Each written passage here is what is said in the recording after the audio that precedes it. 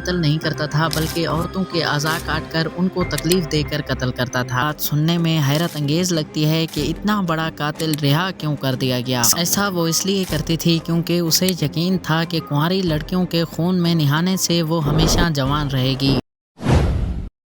آج میں آپ کو دنیا میں آئے 3 ایسے قاتلوں کے بارے میں بتانے جا رہا ہوں جن کے واقعات سن کر آپ بھی کانوں کو ہاتھ لگائیں گے۔ ایک ایسا قاتل جس نے 300 سے بھی زیادہ لوگوں کا قتل کیا ہو اور پھر بھی آزاد گھومتا رہا ہو، اور ایک ایسا قاتل جو خون میں نہا کر خود کو جوان رکھنے کی کوشش کرتا، اور ایک ایسا قاتل جس نے نہ صرف قتل کیے بلکہ پولیس کو بھی خط لکھ ڈالے۔ یہ کوئی فلم کے سین نہیں ہے بلکہ حقیقت ہے۔ آج میں آپ کو 3 ایسے قاتلوں کے بارے میں بتاؤں گا جن کی حقیقت جان کر آپ بھی حیران رہ جائیں گے۔ تو پھر چلیے بنا وقت ضائع کیے ویڈیو کی طرف چلتے ہیں۔ نمبر 3 پر آتا ہے جیک دی ریپر۔ 1888 کی تاریخ راتیں لندن کے وائٹ چیپل کا علاقہ، جہاں ایک سیریل کلر عورتوں کو بے رحمی سے قتل کرتا تھا۔ ناظرین، یہ کوئی عام قتل نہیں کرتا تھا بلکہ عورتوں کے اعضاء کاٹ کر ان کو تکلیف دے کر قتل کرتا تھا۔ اس نے کئی عورتوں کے قتل کیے، کسی کے گلے کاٹ کر تو کسی کی لاش کے ٹکڑے ٹکڑے کر کے۔ 31 اگست 1888 کو اس نے پہلا قتل ایک عورت میری این نیکولز کا کیا، جس کا گلا کاٹ کر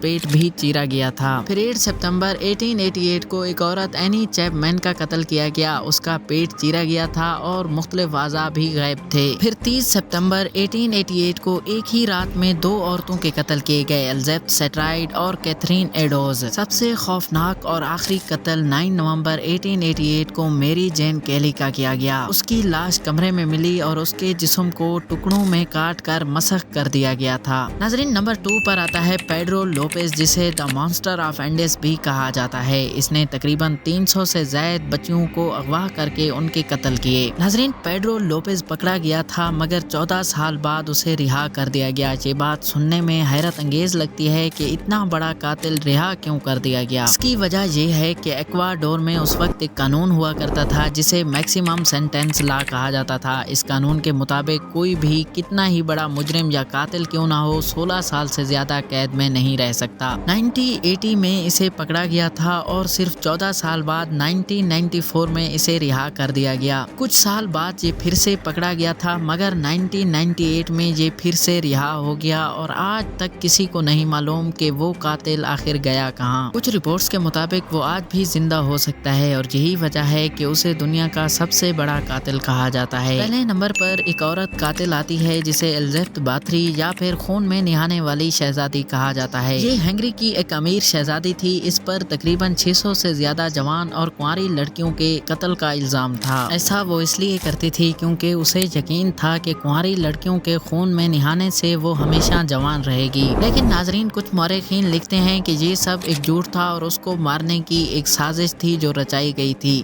تمام تر الزامات کے بعد عدالت نے اسے زندہ دیوار میں چنوا دیا تھا اور تقریباً 4 سال بعد وہ اسی دیوار میں مر گئی۔ ناظرین، آپ ان تینوں کے بارے میں کیا سوچتے ہیں؟ اپنی رائے کمنٹس میں ضرور دیں، اور اس طرح کی مزید انفارمیٹیو ویڈیوز، ڈاکومنٹریز اور مائسٹریز کے لیے ہمارے چینل کو سبسکرائب کرنا نہ بھولیں۔ شکریہ۔